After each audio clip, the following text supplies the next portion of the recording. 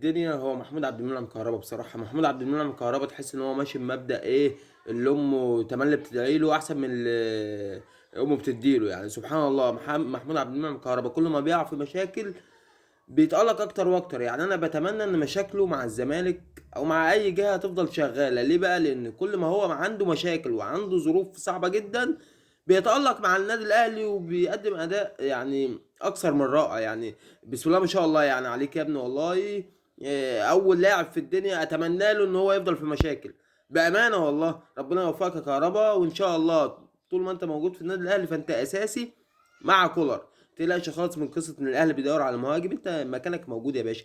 واللي انت بتعمله مع النادي الاهلي واللي انت بتعمله في طريقه لعب كولر محدش غيرك يعرف يعمله غير لاعب سوبر قوي. وصعب قوي ان الاهلي يجيب لاعب سوبر. كلها شايفين في اخر فتره يعني الصفقات على الله حكايتها يعني. ولكن كهربا يعني الله يعينك يا ابني على اللي انت فيه، زائد شابوه على مستواك اللي انت بتقدمه رغم كل المشاكل اللي حواليك.